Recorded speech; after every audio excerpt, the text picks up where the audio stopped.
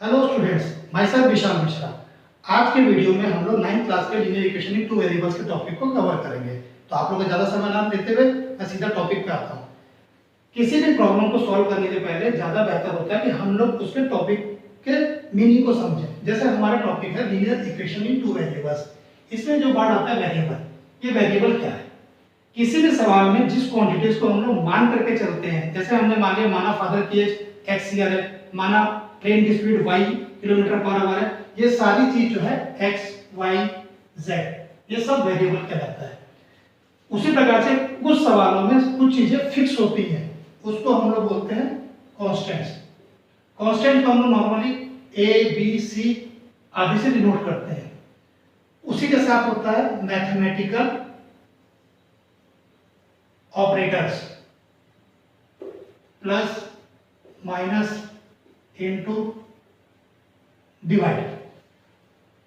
जब variable, constant और mathematical operator इन तीनों का कॉम्बिनेशन जब बनता है, जैसे 2x plus 3y is equal to 5, ये दोनों वेरिएबल्स हैं, ये कांस्टेंट है, ये मैथमेटिकल ऑपरेटर है, 2 इंटू एक्स है। तो जब इन सब का कॉम्बिनेशन बनता है उसको हम लोग कहते हैं इक्वेशंस। अब टाइप्स ऑफ इक्वेशंस कौन कौन से टाइप के होते हैं? इक्वेशंस किस टाइप के होते हैं, इसको समझने के लिए हमको पहले डिग्री समझना पड़ेगा कि डिग्री क्या होता है। किसी भी इक्वेशन में, जैसे हमने कोई इक्वेशन लिखा है 3x to power 5 minus 3x square plus 4x is equal to 7। इस इक्वेशन में x हमारा वेरिएबल है, तो जिस वेरिएबल का पावर सबसे ज्यादा होगा, जैसे ये 5, तो जो सबसे ज्यादा पावर होता है उसको जो है हम लोग डिग्री कहते हैं, डिग्री। तो इस इक्वेशन की डिग्री 5 है। तो जब हमको इक्वेशंस को हमको क्लासिफाई करना पड़ेगा तो उस जगह पर इस डिग्री का बहुत इंपॉर्टेंट रोल है कि यदि डिग्री 1 है तो ऐसे इक्वेशन को हम लोग लीनियर इक्वेशन कहते हैं। यदि डिग्री 2 है तो ऐसे इक्वेशन को हम लोग क्वाड्रेटिक इक्वेशन कहते हैं। डिग्री 3 है तो उसको हम लोग क्यूबिक इक्वेशन कहते हैं। ऐसे करके ये चीज बढ़ते जाती है। तो हमारा फोकस मेनली लीनियर इक्वेशन के ऊपर है, लेकिन इक्वेशन के स्टैंडर्ड फॉर्म को स्टडी करना हमारे लिए ज्यादा अच्छा होता है। तो सबसे पहले हम देखते हैं लीनियर इक्वेशन का स्टैंडर्ड फॉर्म क्या होता है। लीनियर इक्वेशन, इसका स्टैंडर्ड फॉर्म होता है ax plus b is equal to 0। यहां पर आप ध्यान दीजिएगा कि x जो है वेरिएबल है, इसकी डिग्री जो है 1 है। तो इसमें एक कंडीशन बहुत ध्यान देने वाली बात है कि a की वैल्यू कभी भी 0 नहीं हो सकती, क्योंकि यदि हम a की वैल्यू 0 मान लेते हैं तो ऑटोमेटिकली ये वाला पोर्शन गायब हो जाएगा, तो वेरिएबल हमारा हट जाएगा, तो इसमें वेरिएबल का कोई पार्ट नहीं बचेगा, इसलिए इक्वेशन नहीं रह जाएगा। इसलिए a की वैल्यू जो है 0 नहीं होनी चाहिए। अभी हम कैसे देखते हैं क्वाड्रेटिक इक्वेशन। जैसे मैंने आपको बताया था कि क्वाड्रेटिक इक्वेशन की डिग्री 2 होती है, तो ये होता है, इसका स्टैंडर्ड इक्वेशन होता है ax square plus bx plus c is equal to 0। यहां भी ये चीज जरूरी है कि a की वैल्यू जो है 0 नहीं हो सकती, क्योंकि यदि a की वैल्यू 0 हो जाएगी तो ये वाला पोर्शन कट जाएगा, फिर आपको जो बचेगा ये लीनियर इक्वेशन बचेगा। उसी प्रकार से यदि हम क्यूबिक इक्वेशन की बात करते हैं तो वो होता है ax cube plus bx square plus cx plus t is equal to 0। यहां पर भी जो है a की वैल्यू 0 नहीं हो सकती, क्योंकि यदि a की वैल्यू 0 हो जाएगी तो ये वाला पोर्शन मिट जाएगा। ये वाला पोर्शन मिटने के कारण से ये इक्वेशन जो है क्वाड्रेटिक इक्वेशन बन जाएगा। ठीक है, तो ये जो दोनों इक्वेशंस हैं, ये आप लोगों के टॉपिक इस सिलेबस के अंतर्गत नहीं आ रहे हैं। हमारा फोकस केवल लीनियर इक्वेशन पर रहेगा। तो अब हम लोग लीनियर इक्वेशन पे चलते हैं।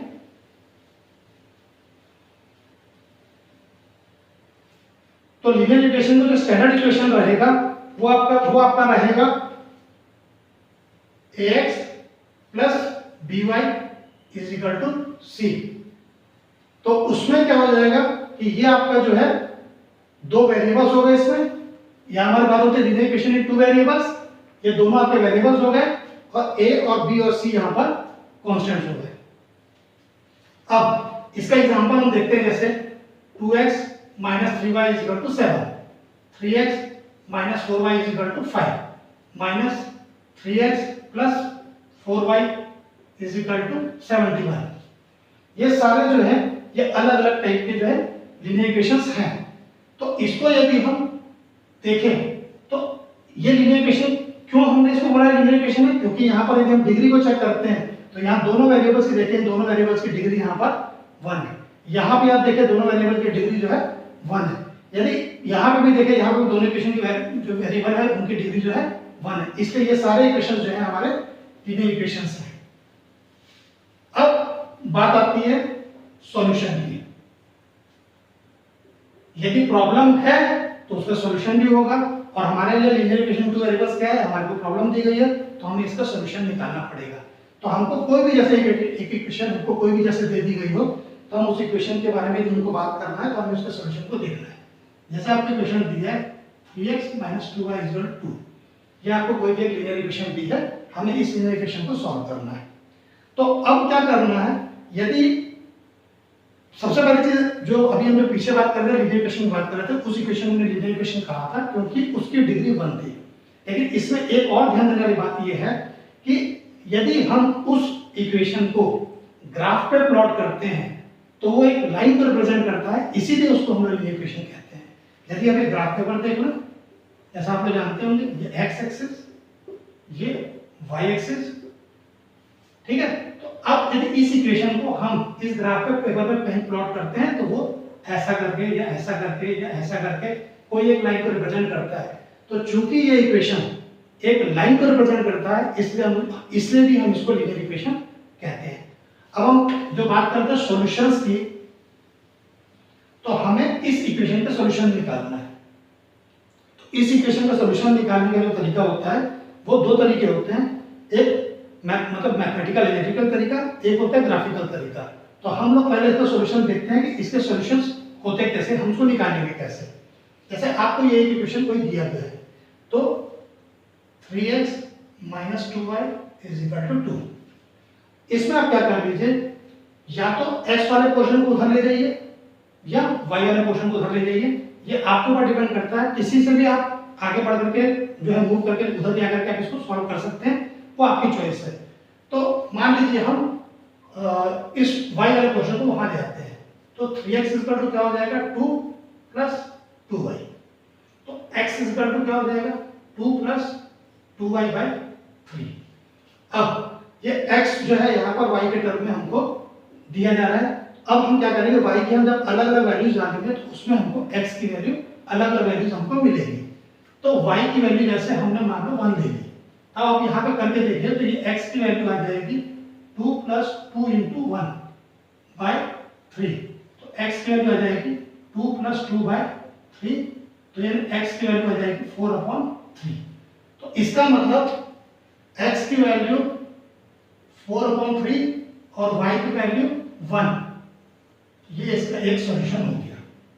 अब यदि हम y की वैल्यू को 2 ले लेते हैं, यदि हम y की वैल्यू को 2 ले लेते हैं, तब आप देखिए यहाँ पर x की वैल्यू क्या आ जाएगी 2 + 2 × 2/3। तो 2 + 2 × 2 4/3, यानी 2 + ये 6/3 यानी 2। तो इसका मतलब x की वैल्यू 2, y की वैल्यू 2, ये भी इसका एक सॉल्यूशन हो गया। यदि हम y की वैल्यू को मान लो 4 ले लेते हैं, y की वैल्यू 4 ले लेते हैं, तो x = 2 + 2 × 4/3। तो 4 × 8, 8 + 2 10, 10/3। x की वैल्यू 10/3, तो ये क्या हो जाएगा, x की वैल्यू 10/3, y की वैल्यू 4, ये भी इसका एक सॉल्यूशन हो गया। यदि हम x की वैल्यू को 5 ले लेते हैं, मान लीजिए यदि हम x की वैल्यू को 5 ले लेते हैं, तो सॉरी y की वैल्यू को यदि हम 5 ले लेते हैं तो x = क्या हो जाएगा 2 + 2 × 5/3। तो 2 + 2 5 10/3 यानी 12/3 = 4। तो अब हम देखेंगे ऐसे x = 4, y = 5। ये इस प्रकार से हम देखेंगे कि यदि हम y की जितनी वैल्यूज लेते जाएंगे उस हिसाब से हमारी x की वैल्यूज हमारी अलग अलग आती जाएगी। और ये जो पेयर हमको मिलेगा 4/3 1, 2 2, 10/3 4, 4 5, ये सारे के सारे जो है इसके सॉल्यूशंस होंगे। तो अब ये सवाल ये पैदा होता है कि इसके कितने सॉल्यूशन निकल सकते हैं। तो जब हम y की वैल्यू हम कुछ भी ले सकते हैं, तो जब हम y की वैल्यू कुछ भी ले सकते हैं तो उसका कारण से हमारी x की वैल्यू भी अलग अलग आएगी। तो इसका मतलब हम y की इनफाइनाइट वैल्यू ले सकते हैं और उस प्रकार से x की इनफाइनाइट वैल्यू मिलेगी। इस प्रकार से x और y के इनफाइनाइट पेयर्स मिलेंगे, तो इस इक्वेशन के इनफाइनाइट सॉल्यूशंस हैं। अब हम उसकी बात करते हैं, और जो सॉल्यूशंस हैं यदि इनको हम ग्राफ पेपर पे प्लॉट करते हैं, तो ये सारे पॉइंट्स को ज्वाइन करने पर हमको एक लाइन मिलती है। ठीक है, वो हम ग्राफिकल क्वेश्चन में उसको कवर करते हैं। तो इससे ये वाला पार्ट और वाला पार्ट दोनों हम उसको भी कोऑर्डिनेट कर लेंगे। जैसे कोई हमको सवाल दिया हुआ है, मान लीजिए x + y = 4, इसको हमको ग्राफ पेपर पे प्लॉट करना है। तो इसको सॉल्व करने के लिए आप लोग क्या करिए, पहले हम जैसे अभी हमने x और y की अलग वैल्यू निकाली थी, उसी प्रकार से इसमें भी हम x और y की अलग अलग वैल्यू निकालते हैं। हम एक ऐसा टैबल बनाते हैं और इसमें हम लोग x y, जैसा कि आप सब लोग जानते हैं कि एक लाइन बनाने के लिए मिनिमम 2 पॉइंट्स चाहिए होते हैं। तो हम भी यदि 2 सॉल्यूशंस निकालें तो हमारी लाइन बन जाएगी।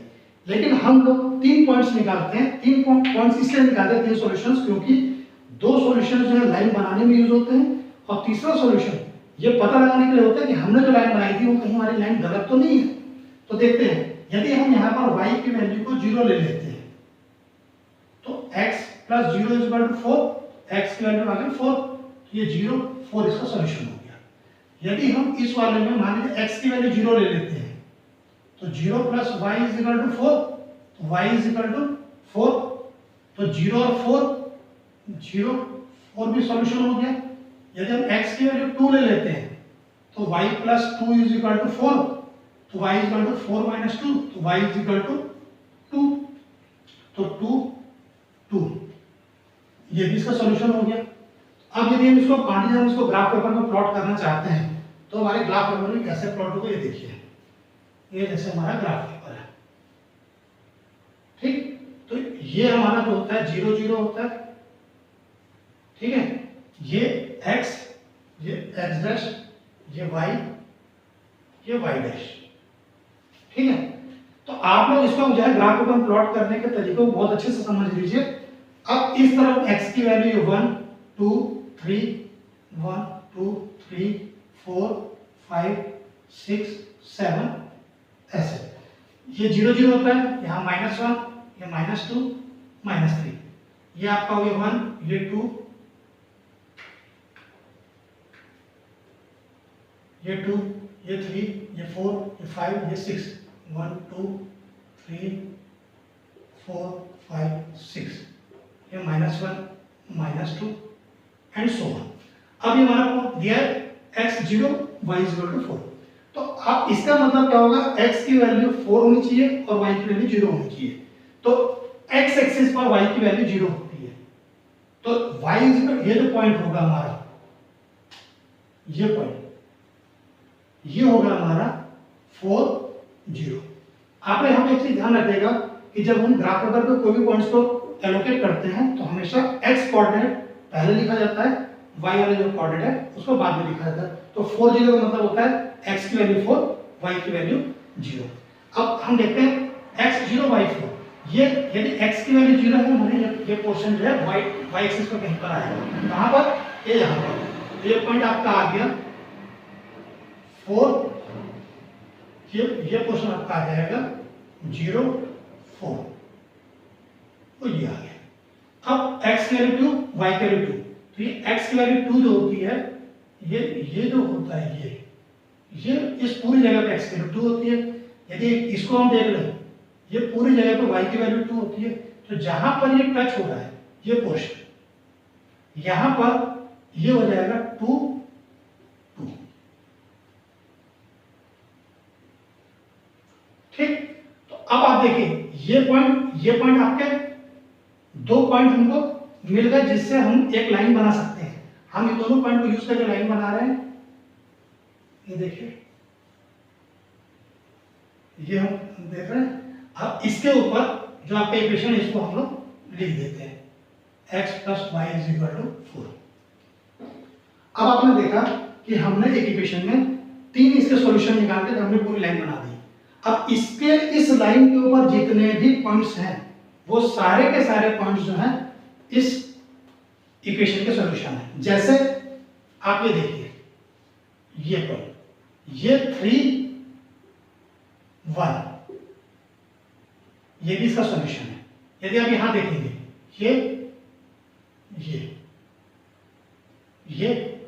1 3, ये भी इसका सॉल्यूशन है। माने इसके आप इनफाइनाइट सॉल्यूशंस निकाल सकते हैं। तो इस प्रकार आपने देखा कि ग्राफिकली हम लीनियर इक्वेशन को कैसे रिप्रेजेंट करते हैं, ठीक है। और इसके बारे में हमने देखा था हमने अलजेब्रिकली इसका सॉल्यूशन कैसे निकाला था।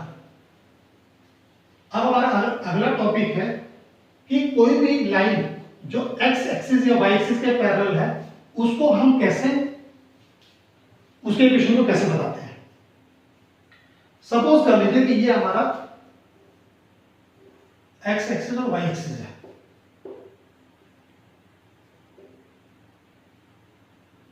ठीक है। तो एक कोई लाइन है जो 1 2 3 4, ठीक है, जो y के जो ये 2 पॉइंट है यहां से पास हो रही है और इस लाइन के पैरेलल चल रही है। माने y 2 से पास हो रही है और x एक्सिस के पैरेलल चल रही है। तो x के ये हो गया पॉइंट 1 2 3 4 5 -1 -2 -3 -4। तो यदि हम अब इस लाइन का इक्वेशन हमें निकालना है, तो ये एक ऐसी लाइन है जिसके ऊपर कौन कौन से पॉइंट लाई कर रहे हैं। मैंने अभी आपको जस्ट मैंने पिछले टॉपिक में बताया था कि जो हमारे सॉल्यूशंस होते हैं लाइन के, वो उस जो इक्वेशन के सॉल्यूशन होते हैं उस लाइन के ऊपर लाई करते हैं, और लाइन के ऊपर जितने पॉइंट्स लाई करते हैं वो सारे उसके सॉल्यूशन होते हैं। तो यहाँ पर हम देखते हैं कि इस लाइन के ऊपर में कौन कौन से पॉइंट्स लाई कर रहे हैं। जैसे ये पॉइंट आपका है 1 2, ये पॉइंट आपका है 2 2, ये पॉइंट आपका है 3 2, ये पॉइंट आपका है 4 2, ये पॉइंट आपका है 5 2। यदि यहां पर आप देखेंगे तो ये पॉइंट आपका है -2 2, ये पॉइंट आपका है -3 2। माने ये सारे पॉइंट इस लाइन के ऊपर लाई कर रहे हैं। इसका मतलब इस लाइन का जो भी इक्वेशन होगा ये सारे पॉइंट उसके सॉल्यूशन होंगे। यदि हम इन सारे पॉइंट को हम देखें तो हमको एक कॉमन बिहेवियर इसमें दिख रहा है कि इसमें सब x की कोई भी वैल्यू ले रहे हैं, x की हम कोई भी वैल्यू ले रहे हैं, y की वैल्यू हमारे हर कंडीशन में क्या आ रही है 2, हर कंडीशन में देखिए y की वैल्यू 2 आ रही है। इसका मतलब y इज इक्वल टू 2। इस लाइन की सॉल्यूशन के बारे में खासियत क्या है कि इसके सब जगह पे इसके y की वैल्यू 2 है। इसका मतलब इस लाइन का इक्वेशन x पर कहीं भी डिपेंड नहीं कर रहा है। x की कोई भी वैल्यू ले लो y की वैल्यू 2 ही आती है, इसलिए y इज इक्वल टू 2 इस लाइन का इक्वेशन है। अब ऐसे ही यदि मान लीजिए हम कोई ऐसी लाइन देखते हैं जो x एक्सिस के पैरेलल है, सपोज ये सॉरी y एक्सिस के पैरेलल है, तो यदि एक लाइन एक ऐसी है जो x की 3 जो x का जो 3 पॉइंट है उस पॉइंट से कोई एक लाइन पास हो रही है, ठीक है, और y एक्सिस के पैरेलल है, हमें इस लाइन का इक्वेशन निकालना है। तो अब इसके ऊपर जो जो पॉइंट्स लाई करते हैं हम उसको एलोकेट कर सकते हैं। जैसे ये पॉइंट आपका है 3 1, ये पॉइंट है 3 2, ये पॉइंट है 3 3, ये पॉइंट है 3 4, ये पॉइंट आपका है 3 -1, ये पॉइंट है 3 -2, ये पॉइंट है 3 -3 एंड सो ऑन। अब यदि इस वाली लाइन के हम सारे सॉल्यूशंस को देखें, ये सारे इसके सॉल्यूशंस हैं, यदि इन सारे सॉल्यूशंस को हम देखें तो इसमें एक चीज बहुत अच्छे से क्लियर हो जाती है कि इसमें हम बिना डाउट के कह सकते हैं कि x की वैल्यू 3 इस लाइन की वैल्यूज में है, x की वैल्यू 3 इस पे बिल्कुल फिक्स है। तो इसका मतलब इस लाइन का इक्वेशन जो हो जाएगा x 3 हो जाएगा, क्योंकि ये जो लाइन है ये y का डिपेंड बिल्कुल भी नहीं करती है, ठीक है, ये चीज क्लियर है ना। अब यदि x इक्वल टू 3 एक लाइन है जो यहां से पास कर रही है, तो जो लाइन ऐसे पास करेगी वो रहेगी x इक्वल टू 2। यदि कोई लाइन यहां से पास करेगी तो x इक्वल टू 1। इसका मतलब जो ये लाइन है ये हो जाएगी x इक्वल टू 0। क्लियर? तो अब आप ये समझिए, इसका मतलब जो y एक्सिस होता है उसकी इक्वेशन होती है x इक्वल टू 0। तो अब यदि इसको इससे हम कोरिलेट करें तो ये समझ में आ जाएगा कि y एक्सिस का इक्वेशन वो होता है x इज इक्वल टू 0। तो इसका मतलब x एक्सिस का इक्वेशन क्या होगा, वो हो जाएगा y इज इक्वल टू 0। तो इस चीज को आप हमेशा याद करके रखिए कि x एक्सिस का इक्वेशन यानी y is equal to 0, y axis का इक्वेशन यानी क्या होता है x इक्वल टू 0। अब इसमें एक टॉपिक को हम थोड़ा सा और कवर कर लेते हैं जो आपके क्वेश्चन में उतना अच्छे से नहीं है, लेकिन फिर भी आपको उसका जानना जरूरी है, वो आपको समझना चाहिए कि यदि कोई हमारे हम लाइन का इक्वेशन लिखते हैं तो हमारे लाइन का इक्वेशन दिया रहता है ax + by = c। ax + by = c। यहाँ ध्यान रखिएगा a b c तीनों स्मॉल लेटर्स में है। यदि हम इसको देख लें तो ये हो जाएगा by हो जाएगा -ax + c। तो y हो जाएगा -a/b। ये y होगा -ax + c/b। तो y हो जाएगा -a/b × x + c/b। तो ये हमारा इस इक्वेशन को जब हम इक्वल को दूसरी तरफ लेके गए, आगे तरफ लेके गए, तो y की जो वैल्यू इस तरीके से आई। और जो लाइन का जो स्टैंडर्ड इक्वेशन होता है, जो लाइन का स्टैंडर्ड इक्वेशन होता है वो होता है y = mx + c। यहां ध्यान दीजिएगा, ये c स्मॉल c है, ये c कैपिटल c है। यदि हम इन दोनों को कंपेयर करते हैं, तो m आएगा -a/b और कैपिटल C आ जाएगा स्मॉल c/b। क्लियर? इस m को हम लोग कहते हैं, m होता है स्लोप ऑफ लाइन, और c जो होता है इसको बोलते हैं इंटरसेप्ट। अब ये इंटरसेप्ट और स्लोप ऑफ लाइन क्या होता है कि यदि मान लीजिए ये हमारे ग्राफ बनाया, इस लाइन का इक्वेशन मान लो ऐसा है, ये लाइन है y = mx + c। तो इसका मतलब ये जो y एक्सिस पर ये ओरिजिन से कितने दूर पे इसको काट रही है, ये रहेगा कैपिटल C। y एक्सिस पर ये लाइन कितने दूर पर काट रही होगी उसको बोलेंगे इंटरसेप्ट। ठीक? और ये लाइन जो है, ये लाइन x एक्सिस से कितना एंगल पे टिल्ट की हुई है, उस एंगल के अनुसार, ये मान लीजिए थीटा एंगल पे टिल्ट की होगी, तो इस एंगल के अनुसार जो है स्लोप हमको मिलेगा इस लाइन का। तो स्लोप जो है ये लाइन कितनी टिल्ट करेगी इसको डिफाइन करेगा। ठीक है? तो अब क्या होगा, इस स्लोप की वैल्यू क्या है ये समझिएगा बस। ये स्लोप की वैल्यू क्या है, या तो m पॉजिटिव आएगा या m नेगेटिव आएगा। यदि m पॉजिटिव है, आप समझिएगा, m माने स्लोप, यदि स्लोप पॉजिटिव है इसका मतलब जो ये लाइन थी हमारी, वो लाइन x एक्सिस से दूर होती चली जाएगी। ठीक? और यदि हम स्लोप नेगेटिव की बात करेंगे, ये यहां पर है m बराबर पॉजिटिव। यदि ये हम दूसरे ग्राफ की बात करेंगे, यदि m नेगेटिव है तो हमारा यही लाइन x एक्सिस के से मिलने की चली जाएगी। मतलब यदि m पॉजिटिव है तो लाइन x एक्सिस से दूर जाती जाएगी, और लाइन यदि m नेगेटिव है तो लाइन जो है x एक्सिस से मिलते जाएगी। इस प्रकार हमने 9th क्लास के लीनियर इक्वेशन के सारे टॉपिक्स को अपने आज के वीडियो में कवर कर लिया। इसके बावजूद भी यदि आप लोगों को किसी प्रकार की कोई भी डाउट होगी तो आप लोग कमेंट सेक्शन में अपने डाउट्स को लिखिएगा और मैं उस क्वेरी को जरूर आपके क्लैरिफाई करूंगा।